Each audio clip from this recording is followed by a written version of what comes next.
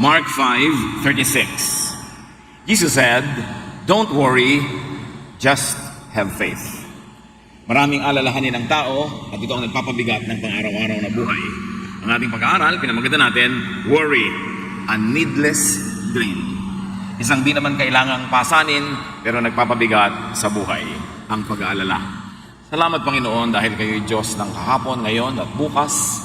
At dahil yan ang katotohanan, maaari kaming manahimik, magkaroon ng kapayapaan at katiwasayan.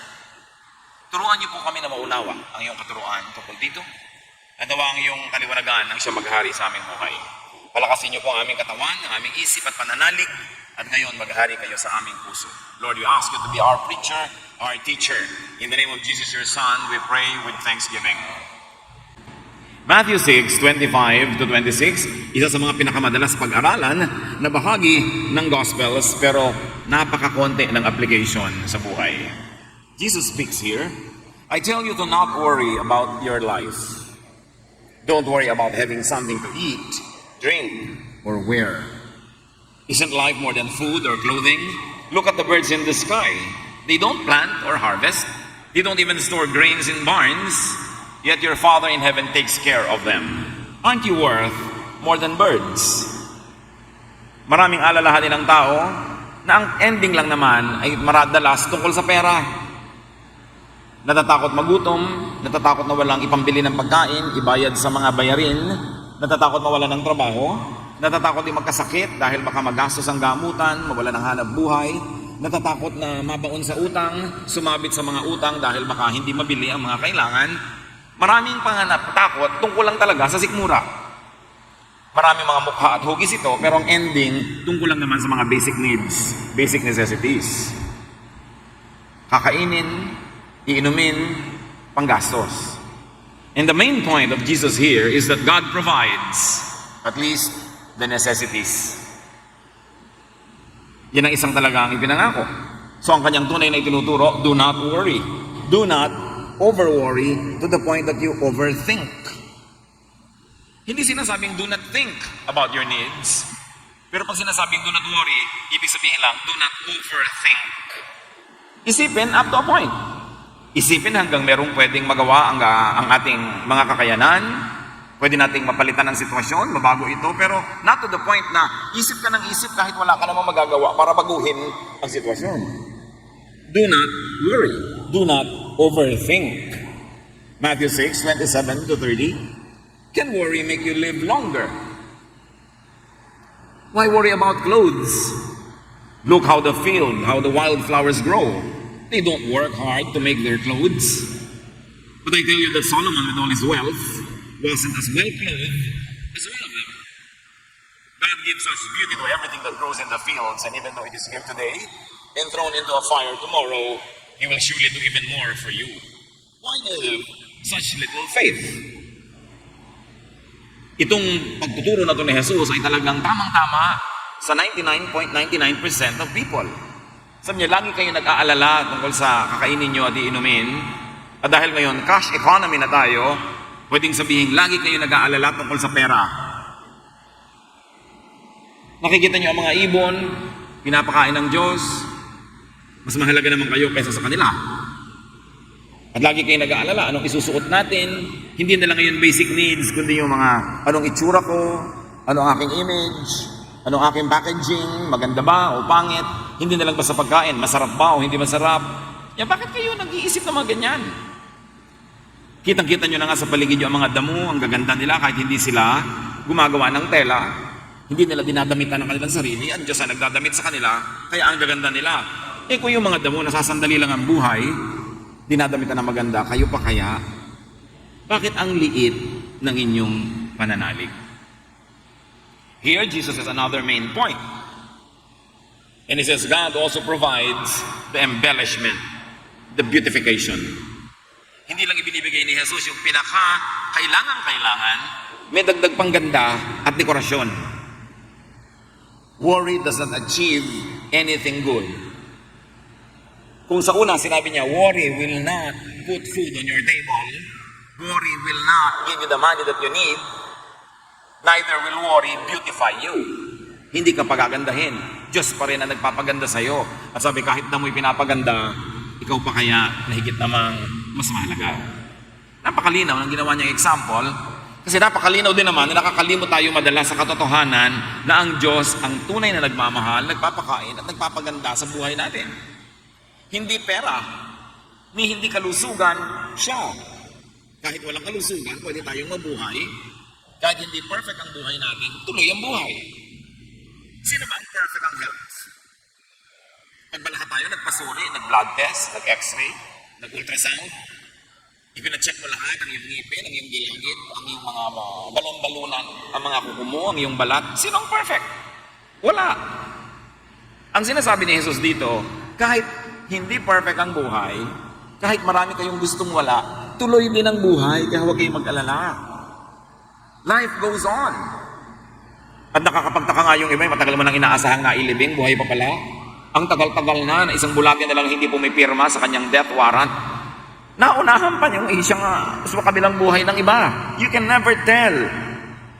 Hindi kung ang tao ay walang trabaho, walang hanap buhay, ay wala na siyang future. Ngayon lang yon. Sino makakapagsabi bukas? Hindi kung ang tao ay hindi malusog, may sakit, may karamdaman, ay dapat na siyang malungkot ng sobra-sobra. Siyempre, hindi yun nakakatuwa.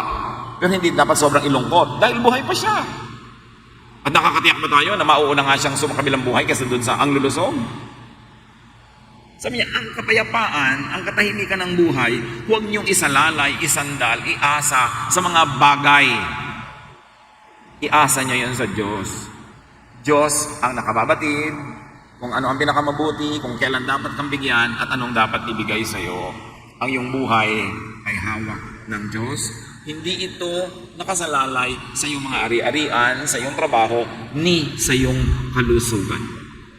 Matthew 6:31-33. Don't worry and ask yourselves, will we have anything to eat? Will we have anything to drink?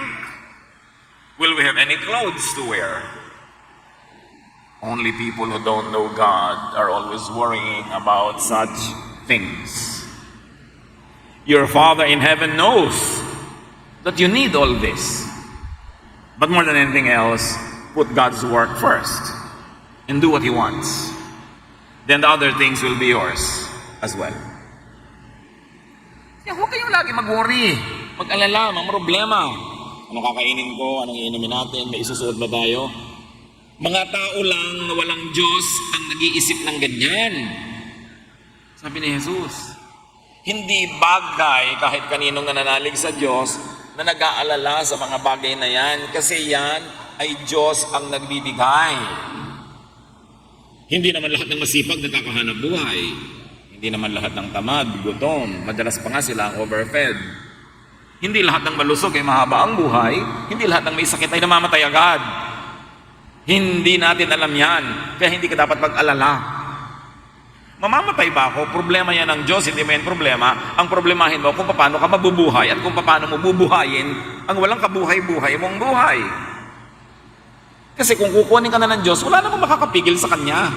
Even if you're in the pink of health. Pero kung ayaw ka pa niyang kunin, meron nga 3 beses na nagpapakamatay, buhay pa.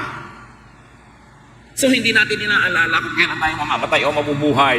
Yon ay alalahanin ng Diyos. Sabi niya, alam ng iyong Ama sa langit na kailangan mo lahat yan. Alam ka namang mas marunong ka pa sa Kanya. Alam niya yan. Ang atupagin niyo, sabi ni Jesus, put God's work first. Do what He wants. Unahin niyo ang gawain ng Diyos. Unahin niyong sundin siya. At matapos niyong unahin yun, susunod na rin yung iba. Worry is for people who do not have and do not have belief in God. Worry is for people who do not know what really matters. And what does matter? Jesus has another prescription. His main prescription is this. Do not focus on your needs and your wants. Not even basic needs. Pag laging yan ang inisip nyo, mag-aalala talaga kayo, kakarinkles lang kayo. Meron na ba kayo talagang kilalang namatay sa gutom? Meron namamatay na empacho, na sobrahan, kakakain, dumami sobrang kolesterol, dumami lang mga kung ano-ano mga masamang bahagi ng buhay. Pero kano karami na talaga yung namatay dahil sa gutom? Hindi proportionate yung numbers ng namamatay sa gutom sa number ng nag-aalala na mamatay sa gutom. Hindi tayo supported by statistics para magkaroon ng scientific basis ang ating pag-aalala. Pero pansinin nyo, ang teaching ni Jesus, sabi niya, huwag kayong mag-isip ng kakainin, iinumin, isusuot. This was very revolutionary. Why? Because during his time, 90% of the people were always hungry. Sick, needy, almost naked. Kasi ang kayamanan ng buong sangsinukob, hawak lang ng royalty at ng konting ruling families. Karamihan ng mga alipin, mga patay gutom, isang kahig, isang tuka, halos walang maisuot o walang pambihis. At sa disyertong kinakalagyan nila, madalas ay halos walang mainom, maraming tagsalat, maraming mga gutom. Tapos sa setting na yon, sinabi ni Jesus, huwag na yan ang pag-iisipin nyo, hindi yan ang mahalaga. Isipin nyo kung gaano ka revolutionary ang idea na yon. Samantalang, it seemed to be the most natural thing to worry about. Pero sabi ni Jesus, you are all wrong. Inuubos nyo ang inyong lakas sa mga bagay na hindi nyo dapat pag-ubusan ng lakas. It was a new idea. Because everyone was focused on necessities.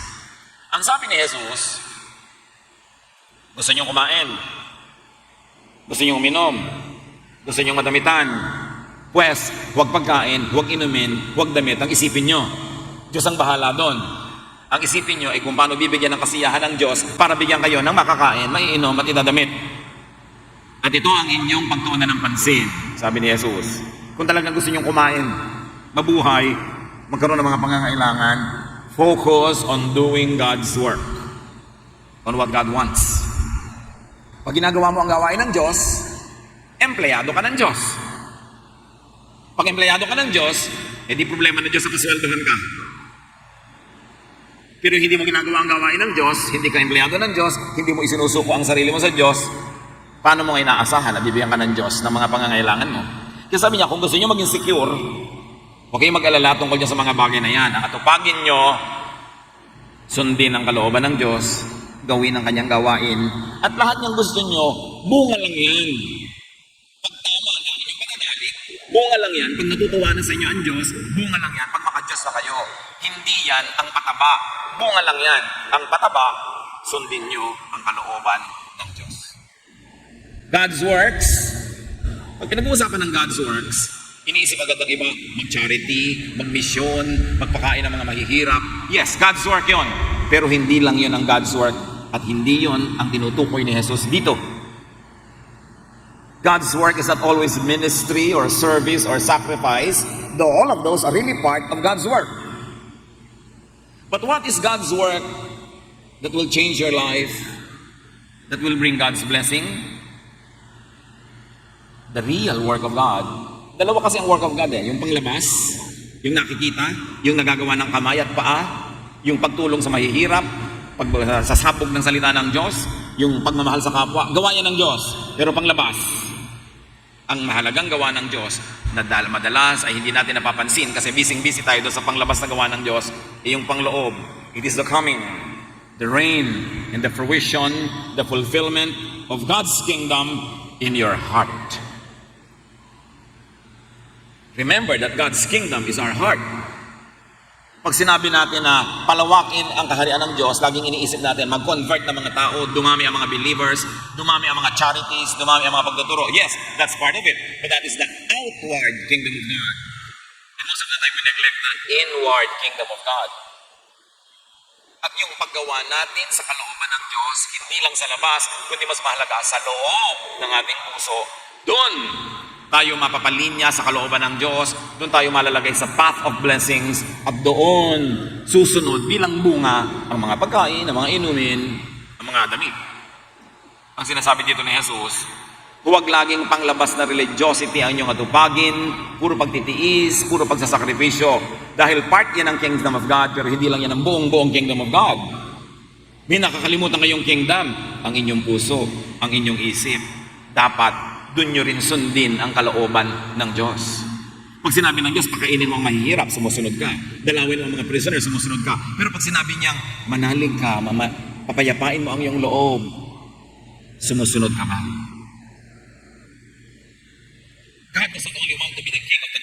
outside of our hearts. But more importantly, He wants to be the King inside our hearts, our minds, our thoughts. And Jesus is saying here, you want to be well provided for? First, refocus your energy from worrisome thought to godly activities and growth.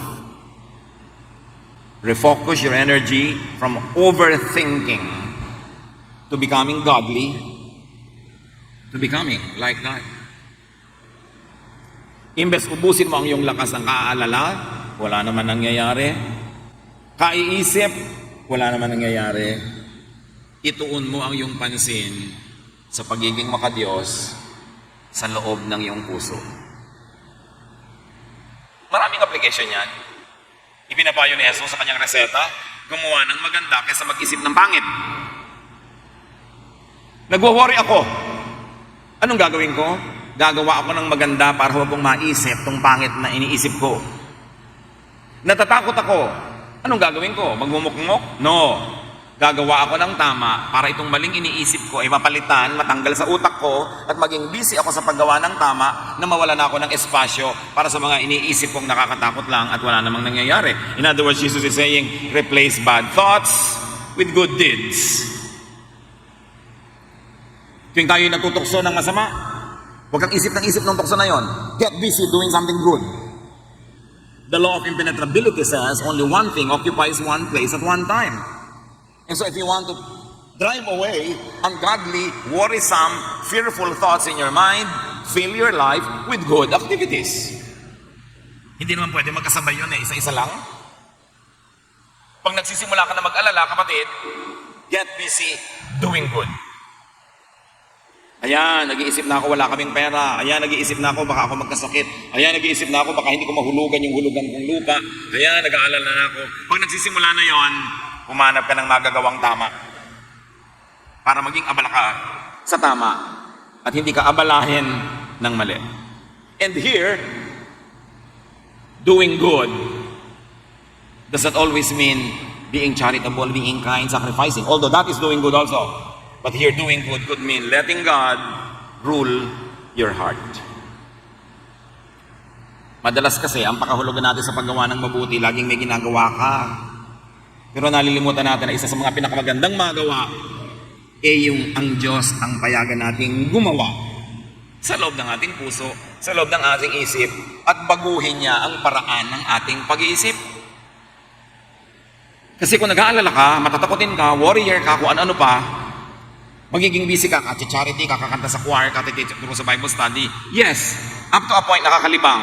Up to a point, nagiging busy ka doing good. Pero mamaya, pag nag-iisa ka, magbabalikan uli sa iyo yung mga fear. Magbabalik uli sa iyo yung mga takot. Kasi ang totoo, in-entertain mo lang yung sarili mo sa ministry. Kaya hindi ko ina-encourage sa mga tao na gamitin yung ministry bilang entertainment. Pwede po bang maglingkod sa Sunday school? Bakit? Naiinip po ako. Nood ka na lang ng TV. Kasi kahit magturo ka sa Sunday school, pag uwi mo sa inyo, mainip ka ulit. Pwede po bang sumama ako doon sa nagbabalot ng mga relief goods? Bakit? Kasi po nangungulila ako eh. Pag uwi mo sa inyo, di mangungulila ka lang uli. Gusto mo na mawala ang iyong pangungulila, gumawa ka ng mabuti. At ayun gagawin mong mabuti, hayaan mong pagharian ng Diyos ang utak mo para maiba ang takbo ng iyong utak. Para hindi ka naiinip, hindi ka nalulungkot, hindi ka nag-aalala. Kaya may ginagawa kang charity o wala. Pero pag ginawa mo yung religious work na entertainment para lang ituon ang pansin mo mula sa yung mga nakakatakot na ideya, maya-maya, pabalik-balik din yun. At magtataka ka, ba't kaya nagsaserve na ako kay Lord, ganito pa rin ako, matatakotin. Nagsaserve na ako, ganito pa rin ako, maalalahan, nag-aalala. Kasi, naghanap ka lang ng libangan. Panglabas lang yung ginagawa mo, hindi pang loob. Dapat ang magbago, yung loob. Pagamat, nakakatulong din na nagbabago yung labas. Pero panandalian at artificial. Maganda yung may ginagawa ka sa labas, tapos may ginagawa ka rin sa loob. Pinapalitan mo ang paraan ng iyong pag-iisip. Kaya kung minsan nakakantsawan ka, ganyan ba ang Christian? Ang tagal-tagal mo na nagba-Bible, ang laki-laki ng Bible mong hawak, ganyan pa rin ugali mo. Hindi naman kasi nagpalitan pag-iisip ko napalitan lang yung schedule ko, mami. Ganun ang katotohanan. Kaya yung mga barumbadong anak, kahit nagka-camping, Christian ka, barumbado pa rin. Kasi nagkaroon lang siya ng good activity, pero hindi napalitan ng thought. So sisingit at sisingit, babalik at babalik din yun. Kaya madalas tayong nakakantsawan ng iba. Ang tagal-tagal ba na sa church, ganyan ka pa rin. Paano? Naglibang lang naman ako dun. Ginawa ko ang sarili kong busy katatrabaho, thinking, nakatatrabaho ko, paghihimalaan ako ng Diyos. No. Ang paghihimalaan ng Diyos na gaganap, pag nagpalit ka na ng pag-isip. Hindi sa pagpapalit lang ng activity. Pagkamat yung pagpapalit ng activity, nakakatulong yon. It can put you in the right path para yung isip mo sumunod na magbago. Pero kahit nagasgasin mo ang tuhod mo kaluluhod, kahit magtatalon ka na hanggang kisa may kadadasal at kalulundag kang kawa-worship, kahit napaghurin mo ang sarili mo sa lahat ng ministry, pag hindi ka nagbago sa loob ng iyong puso, walang katuturan. Because the real kingdom of God is inside the heart. At ang tunay na godly activity, hindi lang yung panglabas na charity and service, kundi yung pagsusuko ng paraan ng pag-iisip para sumunod ito sa pag-iisip ni Jesus. Kaya sabi niya sa Matthew 6:34, don't worry about tomorrow. It will take care of itself. You have enough to worry about today. Gaano karaming Kristiyano, kahit Sunday school principal o teacher o pastor o singer, ang hindi nag-aalala tungkol bukas. Therefore, hindi tinatablan. Busy lang sa ministry, pero ang puso, takot pa rin at nag-aalala, hindi pa busy sa tunay na work of God. Because the work of God is outside, yes, but the more important work of God is inside the heart. So retrain your sight from the future, which is unmanageable, to the very present here and now, which is manageable. Yan ang payo ni Jesus. Iniisip mo yung bukas. Bakit? Nandun ka na ba? Wala pa po. Meron ka na bang mapapalitan tungkol sa mangyayari bukas? Hindi pa nga nangyayari? Wala po. Ba't ka isip ng bukas? Di ka ba nagsasayang ng oras at pagod yan? Ang hawak mo lang, itong minuto na ito. Hindi mo nga alam kung next hour buhay ka pa. Ang hawak mo lang, itong minuto, segundo na ito. Ito ang pwede mong baguhin. Ito ang pwede mong i-influence. Dito ka mag-operate. Do not operate on the past. Pag sobra ka sentimental, wala kang iniisip kundi yung past, malulungkot ka lang. Nakakalungkot ang nakaraan. Nakakatakot ang kinabukasan. Yung isip ng nakaraan, malulungkot. Yung isip ng kinabukasan, matatakot. Kaya sabi ni Jesus, ang atupagin mo, yun lang ngayon. Wala ka bang makakain ngayon? Meron naman po. O yun pala. Hubad ka ba ngayon? Meron naman pong damit. Yung pala eh. Pag nakuha ka talaga ngayon, may mainom ka. Meron naman po. Ano problema mo? Yun pong bukas. Bukas mo na problemahin yon. Alam nga naman, yung iinumin mo bukas, ibigay na sa'yo ngayon. Yung iinumin mo next week, ibigay na sa'yo ngayon. Alam nyo kung ano mangyayari? Malulunod kayo. Pag ininom nyo sabay-sabay, yung lahat ng iinumin nyo dapat sa future pa lang. At ganun ang nangyayari sa mga matatakutin, nalulunod. Kaya ang dapat disiplinahin, ang isip. Pag ito lumulubog na naman ang araw, naalala mo lahat ng mga mahal mo sa buhay na namatay, malulungkot ka talaga. Sundan mo na, magpalibing ka na, sige na, para magkasama-sama na kayo. Ayaw mo naman, tigilan mo na kaiisip. Pag kumakatok na sa utak mo yung mga lungkot, mga alaala, gunita, of the good old days mo, lumayas ka dyan, tapos ka na. Pagka kumakatok sa iyo yung bukas, o ano kakainin mo bukas? Magbabayad ka ng Meralco next week. O ganyan. No, next week pa yun, umalis ka dyan. Ang gagawin ko ngayon, maghahanap buhay ako ng kaya kong gawin. Mag-iipon ako ng kaya kong ipunin. Mag-enjoy ako ng kaya kong enjoyin. Because God's blessing for today is enough for today. But if you divided God's blessing for today between your needs today and your needs tomorrow, it will never be enough. Because your needs for tomorrow will get from God the supply tomorrow. Ngayon, kung yung lakas ng loob mo ngayon, hahatiin mo pa sa ngayon at sa nakaraan na, kulang na naman. Kaya ang tao, laging kulang. They don't focus on the here and now. Kahit yung mga nagkaroon ng bagong boyfriend, ang saya-saya sa simula. Kasi present lang siya. Nung nakalkal mo na sa Facebook, yung mga dati niyang post, nalaman mo yung dati niyang girlfriend, lumulungkot ka na. Tapos na nga yun ikaw nga ang present. Kaya nga ang tawag doon, X. Bakit pati X? Hinuhukay mo pa. Lulungkot ka. Tapos nakita mo lang na may makakasama siya sa outing next week ng company nila. Nagsisimula ka namang selos. Wala pang nangyayari. 99% of your worries are only in your imagination. Kaya sabi niya, don't worry. Philippians 4, 6 to 7. Don't worry about anything, but pray about everything. With thankful hearts, offer up your prayers and requests to God. Then, because you belong to Christ Jesus, God will bless you with peace that no one can completely understand. And this peace will control the way you think and feel. So you see, it's a mental process. Religiosity is concerned about activities.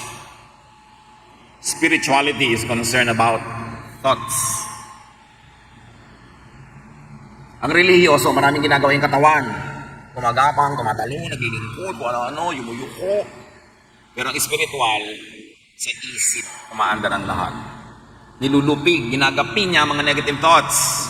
Pinagtatagumpay niya at pinananaig ang mga positive thoughts. Dahil ang utak natin ang tunay na trono ng Diyos. Pero pag ang pinaupo mo doon si Satanas, ang nagiging bunga sa utak mo, takot, pag-aalala, pangamba, selos, lahat na. Kaya sabi ni Jesus, hayaan mo ako ang maghari sa iyong puso. Sabi ng Philippians, gusto mo mag-alala, libangan mo mag-alala, huwag na lang, manalangin ka na lang. Ganon din naman yun eh.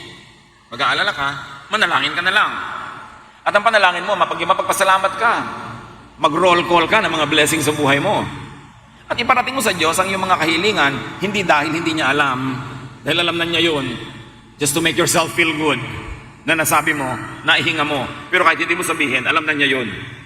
Do not pray to inform God. Kaya maraming prayer, therapeutic lang. You feel good. It's for your consumption. It's not for God's information. Sabi niya, pag nanalangin ka, ng totoong panalangin, tunay na nagpapasakop ka sa Diyos, maghaharian ka ng kapayapaan. Matitiwasay ka. Matatahimik ang iyong loob. Sa paraan na di kayang maintindihan ng sanlibutan. Kasi ang sanlibutan, warrior. Hindi ka nila maintindihan kasi nasa ibang level na ang iyong utak. Sabi, at pag naghari na ang kapayapaan sa iyong puso, yun dapat mauna. Ang bunga ng panalangin na totoo, kapayapaan. So niya, pagpayapa ka na, yung kapayapaan na yan, ang siyang maghahari sa paraan ng iyong pag-iisip at sa iyong damdamin.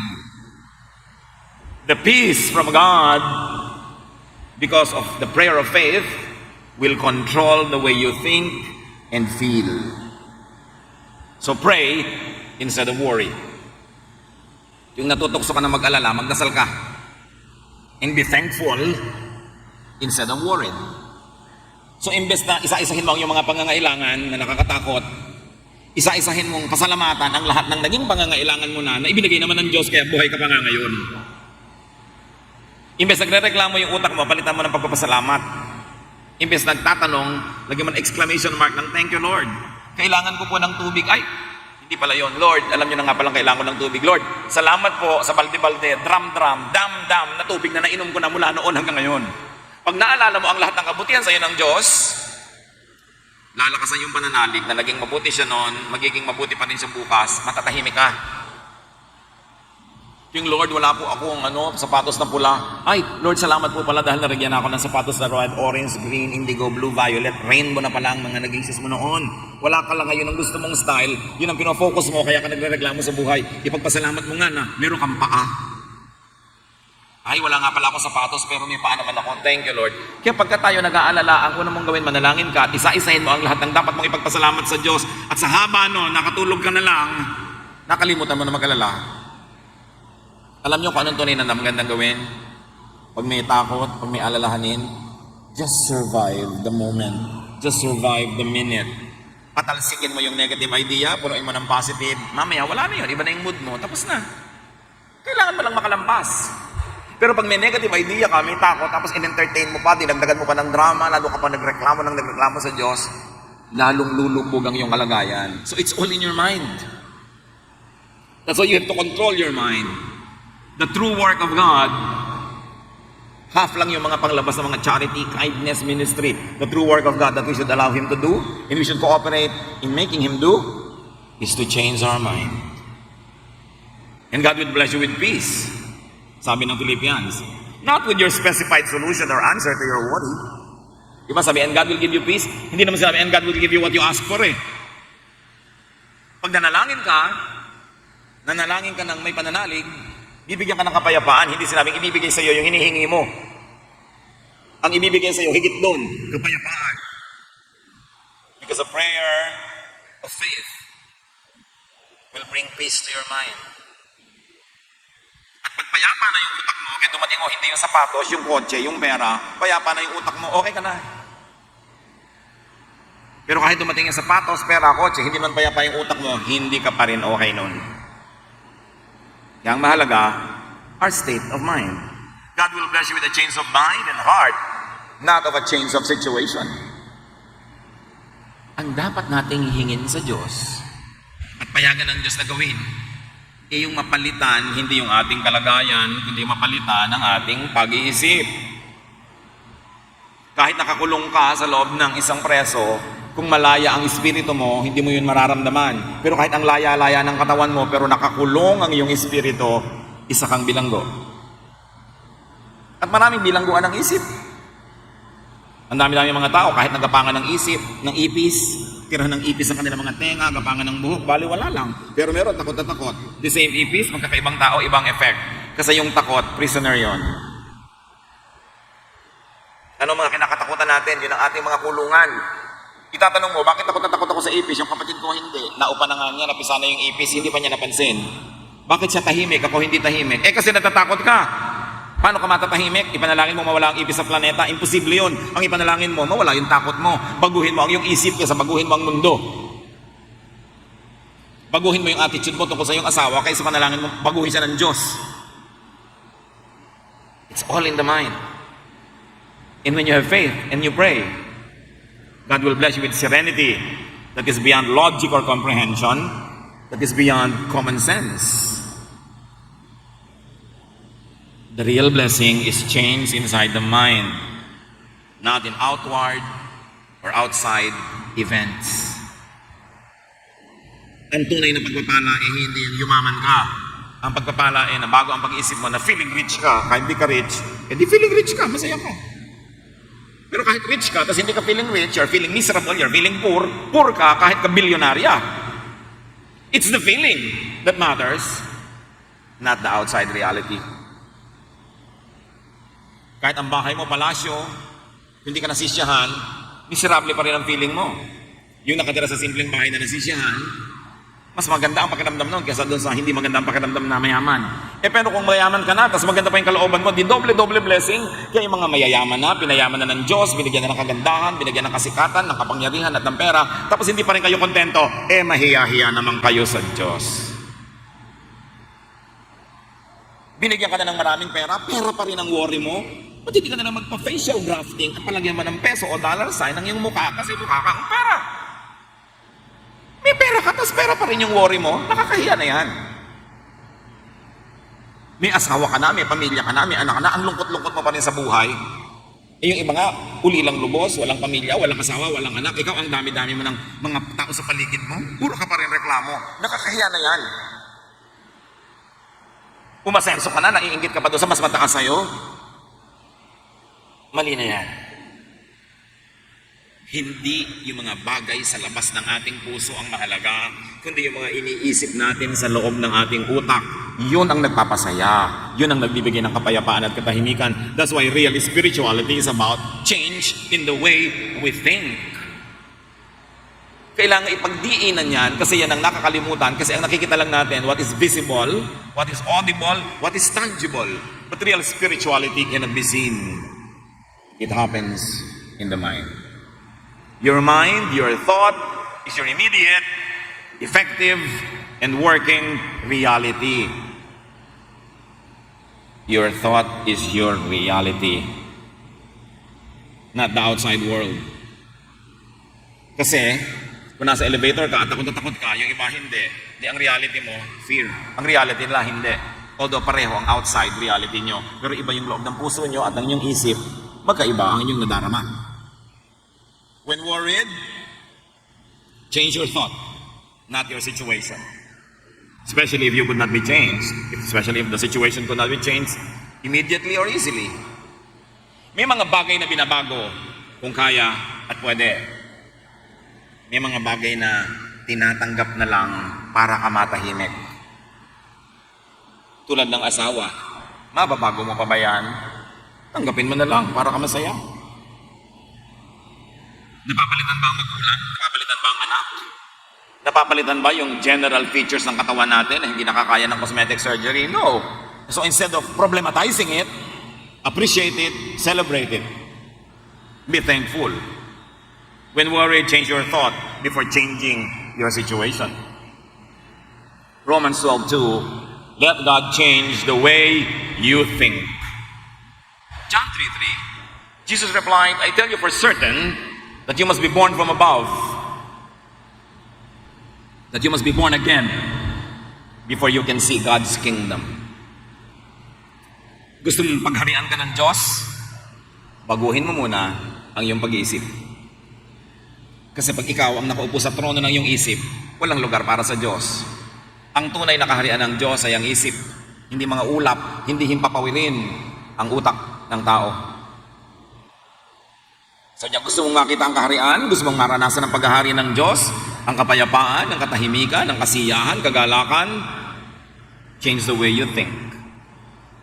You must be born from above means change in spirituality, change in essence, in thought, and thinking. You must be born from above before you could see God's kingdom. And God's kingdom is to be filled and ruled by God, to enjoy God's peace and rest. In-oversimplify kasi Pumikit ka, tanggapin mo si Jesus, humingi ka ng tawad sa imang kasalanan, save ka na, wow, nasa kingdom of God ka na. Yes, there is truth in that. But that is not the complete truth. Because the kingdom of God is not only just about afterlife or about eternal life, the kingdom of God is also about life here and now. Hindi nadadaan nyo sa formula na pumikit ka at tanggapin mo siya. Kailangan merong ongoing process, pagpapalit ng pag-iisip. Para yung kaharian ng Diyos, lubos na paghari sa sarili mong utak. Kaya sabi ni Jesus sa Luke 17:21, there is no use saying, look, here it is, or look, there it is, about God's kingdom. God's kingdom is here with you. God's kingdom is in your hearts. It's in your thoughts, in your mind. Hindi sa impapawid, hindi sa ere, but sa utak. So do not overthink, do not overworry, and do not fear. Kasi walang mabuting ibubunga. Yung mga kilala nyo na lagi nag-aalala, nalutas na ba ang mga inaalala nila? Hindi rin naman, napagod lang sila. Only believe. Mark 5:36, Jesus heard what they said and he said to Jairus, don't worry, just have faith. Your worry will bring you down, your faith will bring you up. Worry is thought. And worry is thought that drains, weakens, and disempowers. Yung pag-aalala ay nasa isip lang, pero yan ang isipin na sumisip-sip sa iyong lakas, nagpapahina, at nag-aagaw ng iyong kaligayahan. Ang kabaligtaran ng worry is faith. Faith is thought. But it is thought that charges and recharges, strengthens, and empowers. So choose. Pipili ka, yung nakakapagpahina na pag-aalala o yung nakakapagpalakas na pananalig. It's your choice. So it is important to teach, train, and discipline your mind to not worry. To not think of and look at fear, but to have and operate by faith. Ang tinititigan, nasusundan. Pag tumitig ka sa nakakatakot, doon ka susunod sa nakakatakot. Kaya dapat ang titigan mo yung Diyos, padanalig, at doon ka masusunod. 2 Corinthians 5:7, for we walk by faith, not by sight. Naglalakad kaming nakapikit. Hindi yung nakikita ng mata, ang inaasahan namin, nagagabay sa amin. Ang inaasahan namin gagabay sa amin ay ang aming pananalig. Kahit pa nga ang pananalig, kung minsan ay hindi mukhang kapanipaniwala dahil ang nakikita ng mata ay nakakatakot, threatening, but we walk by faith, not by sight. Romans 12:2, do not conform to the pattern of this world, but be transformed by the renewing of your mind. Huwag ka na makiayon sa pag-iisip ng sanlibutan, kundi hayaan mong mabago ka sa pamamagitan ng pagbabago ng paraan ng iyong pag-iisip. James 1:6-7, you must believe and not doubt. Because the one who doubts is like a wave of the sea, blown and tossed by the wind. That person should not expect to receive anything from the Lord. Kailangan ka manalig at huwag kang mangamba. Huwag kang mag-alinlangan. Kasi ang nag-aalinlangan, ang nagdududa, ay parang sinisiklot-siklot ng mga hangin at alon. Galaw ng galaw, ikot ng ikot, pero walang nararating. At huwag mong asahan na kung ikay nagdududa, ay tatanggap ka ng pagpapala. Anong pinakamahalagang disiplina, mga kapatid? Disiplinahin ang isip na magtaboy agad ng mga worries and fears. At ang pagbuksan, ang entertain, ay ang pananalig sa Diyos, ang pagiging mapagpasalamat, dahil yun ang nagbibigay ng kapayapaan, at pagpayapa na yung loob mo, doon umaayos ang lahat. Mark 9:23, everything is possible for one who believes. The mind that believes is a very powerful mind. So the work, the project is this. Let God rule your mind. Let God change the way you think. At paano mangyayari yun? Kilalanin si Jesus, pag-aralan ang mga turo ni Jesus, at yun ang ilagay sa isip, at yun ang sundin. Kung merong ibang humahalina, umaakit sa atin na sundan sila, ang sundin si Jesus. That is how you change your mind. Ang pagbabago ay laging may dalawang nagaganap. Para magbago, meron kang isang tatanggalin at meron kang isang bagong tatanggapin para magkaroon ng pagbabago. So sa utak mo, ganito ka mag-isip, tatanggalin mo yon, papalitan mo ng ibang paraan ng pag-iisip. Sasabihin mo, talagang ganun ako mga tuwiran. Hindi ka magbabago. Para magbago yan, yung dati mong pangangatwiran, itatapon mo at lalagay mo ng bagong pangangatwiran. Pangangatwiran ni Jesus. Ngayon, kung may dati ka ng pangangatwiran na maka-Jesus na, hindi mo na dapat palitan. Pero maraming dapat palitan. Change is giving up something and replacing it with something else. Change is giving up the old and replacing it with the new. Pag dalawang bibe ang hinabol mo, wala kang aabutan ng isa. At ganoon din yon. Dalawang isipin, dalawang paraan ng pag-iisip, ang pinagkakasya mo sa iyong utak, walang mangyayari. You have to focus on only one. Focus on Jesus. Kaya sabi niya, unless a man is born again, unless a man is changed in the way he thinks. Yun ang ibig sabihin ng born again, ha? Hindi ibig sabihin ng born again, ay, nagpabaptize na ako, ay, may dala na akong Bible, ay, nagsa-Sunday school na ako. Mga bahagi lang yun ang pagiging born again. Ang tunay na born again, napapalitan ang pag-iisip. Unless a man is changed in the way he thinks, he cannot see the kingdom of God kasi may takip ang kanya mata and he cannot enjoy godly peace. Why worry and be drained when you can believe and pray? It's your choice. Aming Diyos, pakalinawin mo sa amin na pumipili lang naman kami kung mag-aalala o magtitiwala, kung magrereklamo o magpapasalamat, kung mag-iisip o mananalangin. Kapagliwanagin mong isip namin para hindi kami magulo ng mga gumugulo. Maging matibay ang aming pananalig at mapagharian kami ng kapayapaan sa aming buhay. Tuwing natutokso kaming isipin ang mga pangangailangan namin na baka hindi dumating, ipaalala mo na sa hinaba-haba ng buhay namin, ay dumating naman lahat ng pangangailangan namin. So walang dahilan para pagdudahan namin, darating pa yung mga natitira. Palakasin mo aming pananalig, payapain nyo kami. Manahimik tayo at lumapit sa Panginoon. Lord, as your people remain silent before you, please finish the message for everybody in a personal way. Make everyone hear your personal counsel. Be quiet in the presence of the Lord and hear His voice.